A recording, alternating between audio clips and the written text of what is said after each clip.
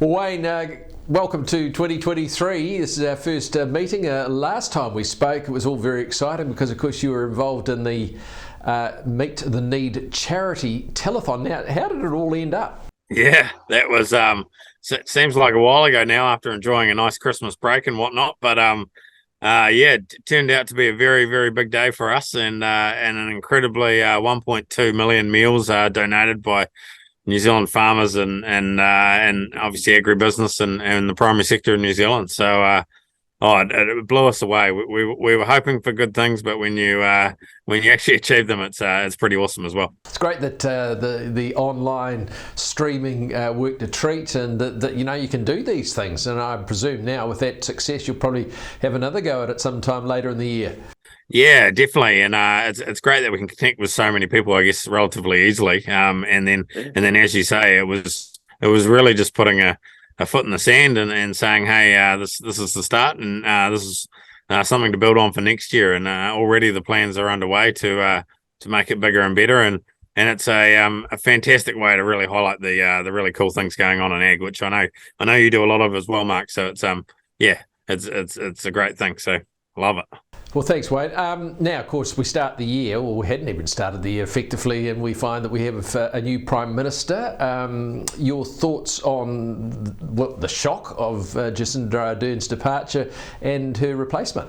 Yeah, an interesting one, isn't it? Probably wasn't too much of a shock. I thought it may happen, and so yeah, still a little bit of a surprise to be fair. And then Minister Hipkins coming in as a replacement probably wasn't a surprise either. You know, he's a pretty worthy candidate there. He obviously did a really great job during the COVID pandemic, and is a strong member of that Labor caucus. So that's positive.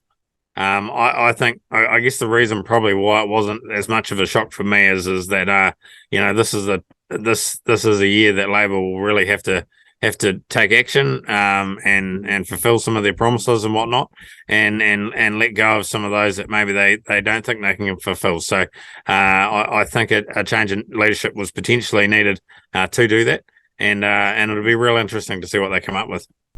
Have you had any dealings with Chris Hipkins, or Chippy as he's known? Yeah, that's right. I've had a meeting or two.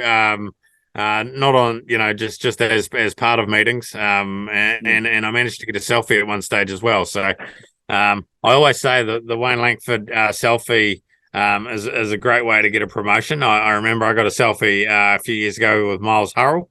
He's now obviously CEO of Fonterra, and Winston Peters. Winston Peters became Prime Minister there for a few weeks while the Prime Minister was away, didn't he? So so if you want a promotion, just sing out next time you see me. I'll keep that in mind. I might need something in the future. So, Wayne, how are you feeling about now this change? Chris Hipkins, I suppose it gives them the opportunity to make those changes that perhaps if Jacinda had made them, it would have been looking like a bit of a back down. Now they can say, well, a new broom, we're going to sweep clean and start again. Yeah, exactly that. I think there's some cool ones that they'll potentially stick with, but I think there is some opportunity to move, and I know the farming bodies are certainly aligning themselves now to have a think about what they could be and how we could certainly help in getting some of those things across the line. So it is a good opportunity for us, and certainly we need to make the most of it for sure. Probably makes the election more interesting in many senses because he might be able to come up with some sort of magic formula to put up some resistance to National. Yeah, I think it has added. I think it's given them more points than they have lost. Put it that way.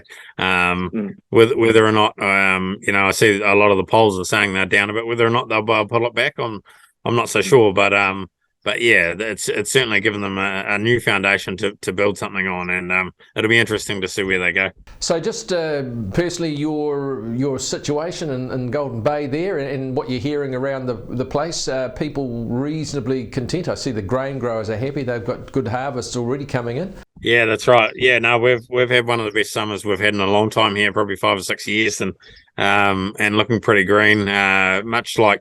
I think most of the North Island as well, from what I'm hearing.